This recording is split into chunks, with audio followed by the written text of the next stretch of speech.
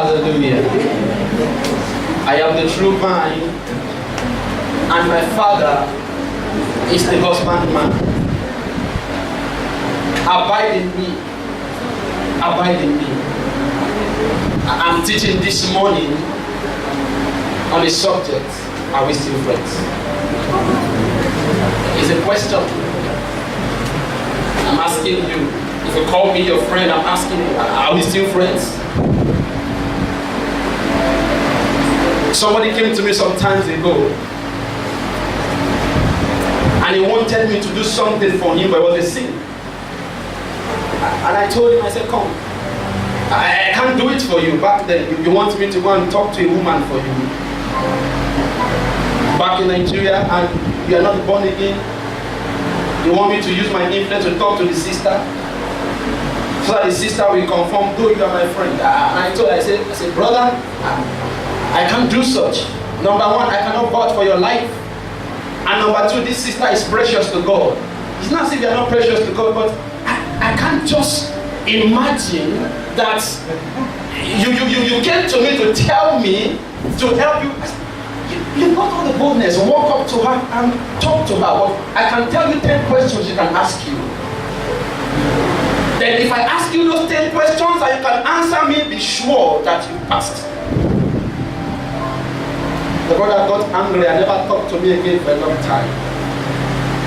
I never knew he was grudging me, but I was only being sincere. Then after a while, somebody told me that he said something, that I did something wrong. And I told the person to tell me that what I did wrong didn't look wrong to me because I love him. Hallelujah. Listen to me. True friends at times may not be nice. If I'm a true friend to you and you're doing something wrong, I don't need to sugarcoat what you are doing that is wrong. I don't need you to tell me I'm looking good when I'm not looking good. I don't need you to tell me my dress is fine while it's not fine. A true friend at times, you just need to be unnice. You need to be blunt.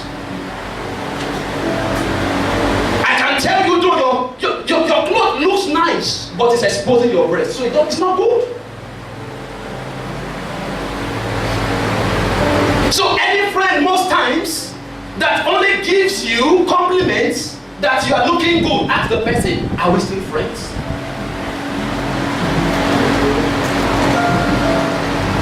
The fact remains that friends at times just need to tell you what it is.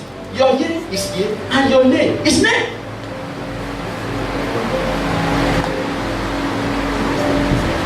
And that's the question I'm asking.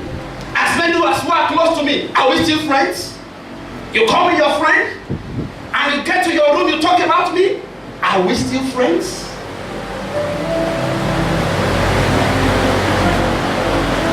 When I wrong you, you cannot tell me. You go at my back and talk about me. Are we still friends? You see me in church, you greet me with so much grudge in your heart. Are we still friends?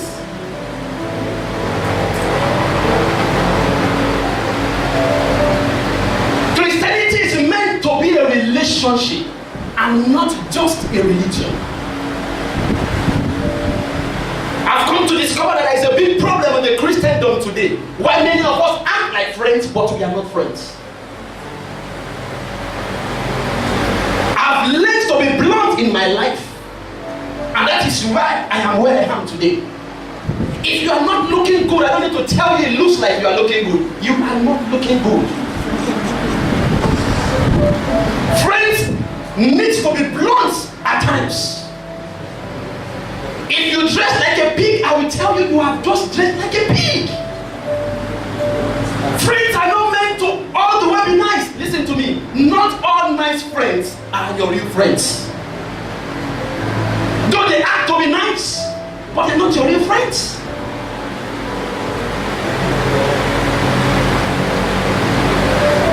Jesus was talking to them. He said, I am the vine, and you are the branches. My father is the husbandman. Now, friendship is meant to be a relationship. Listen, because I'm your friend does not mean that I need to satisfy what you want all the time. Because I'm your friend does not mean that you need to use your friendship to manipulate me. And you come here and tell me, you've not been nice to me. You've not been this to me. You've not been that to me. You try to make me feel bad because I'm doing the right thing. That is not friendship. A true friend will never use his friendship to manipulate you, to do what you don't want to do, or what God does not want you to do. Now, there is a connection between Jesus and us and the husbandman. He said, I am the vine and you are the branches. My father is the husbandman. We all together, we are working together. We have a relationship together. And Jesus said something to them. He said, any one of you that refuses to bear fruit, what do? I cut them away. Any friendship that is not productive, I do what? I cut them away from me because you are part of me. A friend is meant to be part of your life. A friend is somebody you trust even when you cannot trace. And that is who God is to us. We walk by faith and not by sight. And that means that you need to learn to trust God even when you cannot trace Him. And that's a true friend. And that's a true friend Jesus is talking about. I am the vine, you are the branches. My father is the husbandman. There's supposed to be a relationship between us, a sincere relationship between us. And Jesus said to them, he said, even if you bear fruit, I'm going to cut you so that you can do what? You can bear much fruit. And then I was thinking, but Jesus said, he is my friend. In verse 16, he said, ye are no longer servants, but now you are what? You are my friends. But I want you to abide in me, and if my word abide in you. Now that means that for you to bear much fruit, I need to cut you. I need to prune you. I need to make you. I need to correct you. I just need to be sincere with you. Now, when you cut a plant, of the truth, the plant bleeds. But the fact remains that for the plant to grow better than what it is, there needs to be a cutting. Then you put what you want the plant to be. For you to be just like Jesus, it needs to cut you. And in the process of cutting you, then you need to feel some pain. At times, friends just need to inflict pain on you to tell you how much they love you. A true friend, they just need to inflict some pains on you to tell you how much they love you. Not because they hate you, but because they want you to produce much fruit. Jesus said to them, he said, I'm going to cut you so that you can bear more fruit. Which means that without a pruning, without the wounding, there cannot be much or more. Those times you walk those lonely road and it looks like God was not there. Those times you had to cry all the night and it looks like God was not there. Those times you need to tread distance without money in your pocket. Those times you felt like giving up on your life, you just like jumping down and ending your life. Those times that you are qualified for the job, but they give somebody less qualified. Those times that somebody in your family deserves the promotion, but the promotion did not get to the person, but was given to someone else. But you pray to God. You ask God for it, but God did not make it happen. Those times you pray, you say, anything you ask, I'll give it unto you. But you ask, but God turn his face away from you. You felt the pain, right? But God is asking you this morning, even those times when I turned away my face from you, I will still friends. Even those times when I did as if I did not know you, are we still friends?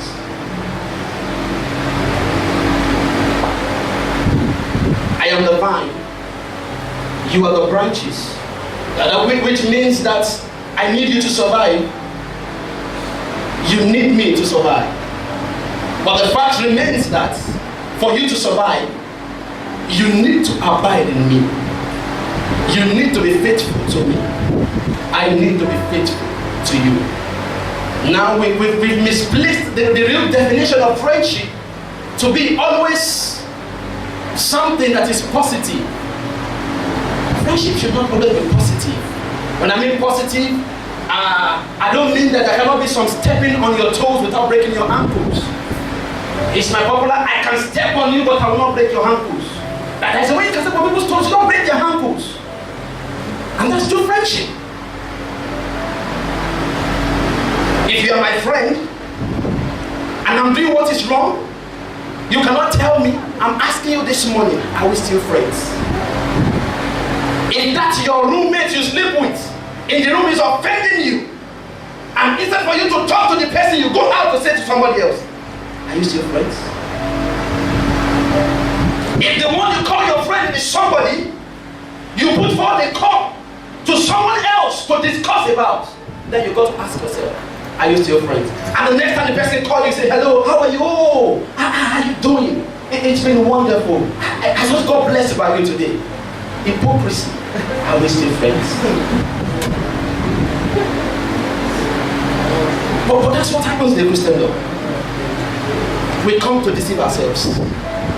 We come to say we love ourselves. But in the real sense of it, we are killing ourselves. If you're my true friend, Jesus said, you will abide in me. And my word will abide in you. And if anyone abides in me, the person needs to bear fruit. And if you want to bear much fruit, then I need to wound you. I need to cut you. I need to prune you. Good friendship. When you are making a mistake, I need to correct you instantly. When you are going in the right direction, I need to tell you instantly. Don't sugarcoat it. When my haircut is not good, don't tell me it's looking good. Tell me it's not looking good so that next time I want to have it well. These are true friends. They are sincere friends. They are not fake people. When your lip gloss is shining too much, I will tell you it's shining too much. Come on, come in to watch it. True friends.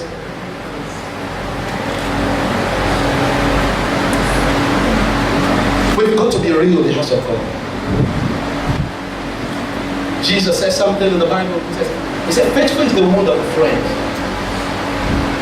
I began to ponder on what does it mean faithful is the wound of a friend. That means that I don't mind wounding you to do the right thing. I don't mind stepping on your toes to put you on track. I don't mind to give you a knock on your head to reason well. I don't mind to withdraw some things from you so that you can be on the right track. I don't mind to give you injury so that you can get back to normal. Faithful is the one of a friend. I don't need to deceive you, you don't need to deceive me. Let's stop deceiving ourselves in the house of God.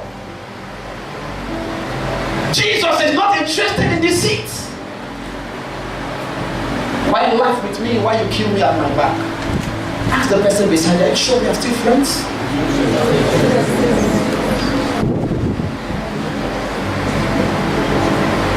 I've come to discover in my little years working with God, I discovered that we have come to shine good faces and our hearts are so wicked towards each other. We are so very wicked heart towards each other. It's everywhere. If God will open your heart to some people's hearts, then you will not come to church again. But that's the truth. Are we still friends?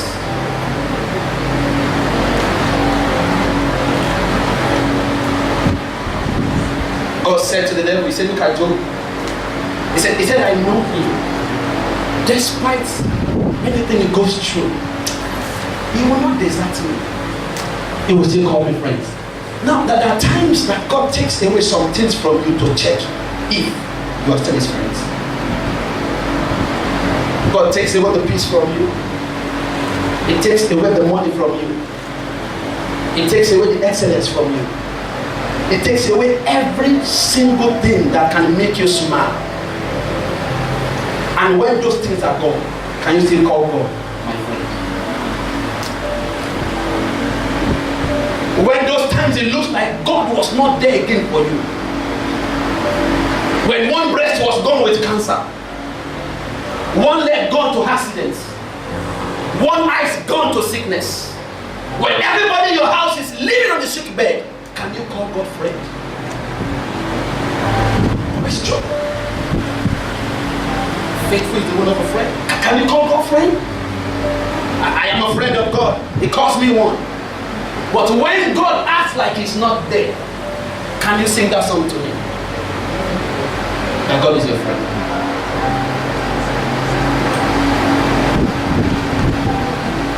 But there are times in our lives where God just needs to take away these things to check.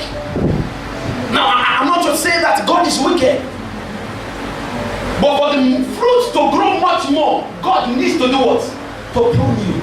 And when there is a cutting, there is a bleeding. Job bled. He cried. He wept. He suffered. But the fruit after all was what? Was much more.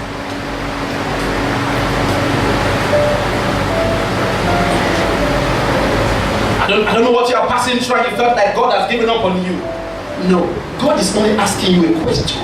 Are we still friends? It looks like nothing is working for your family right now. God is only asking you people, are we still friends? Even when I'm not there, are we still friends? Can you trust me when you cannot trust me? When it looks like I'm not answering any of your prayers, can you still hold on to me? Like Job.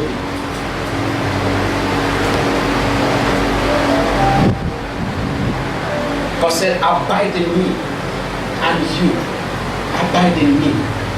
If you abide in me, and my word abide in you, the Lord said something. He said, true friends, he said, whatsoever you ask of me, it shall be given unto you. When you can hold on to God, despite all odds, the Lord said, I'm going to give you a blank check. I'm going to give you. Look at it. He said, whatsoever, anything. This is the blank check. Whatsoever you want me to do for you, just ask me. I'm going to do it for you. Because weeping may endure for a night, but as long as you can hold on to me as a true friend, the season of abundance has come. And that is why I'm going to offer you a blank check. It is a season of blessing when you can abide in God, even when God looks far away.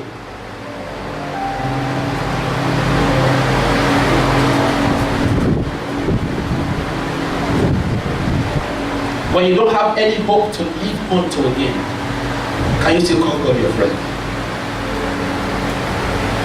When that your friend refuses to give you what you want, can you still tell the person is your friend?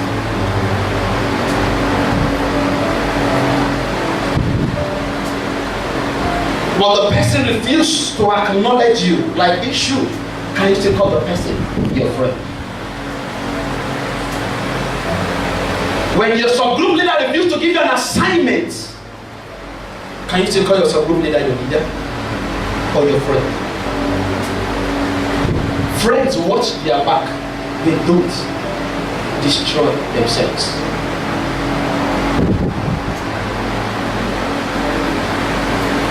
Question Jesus is asking us this morning, there are two questions. Am I still your friend? And number two, the friend you call your friend, are they still your friends?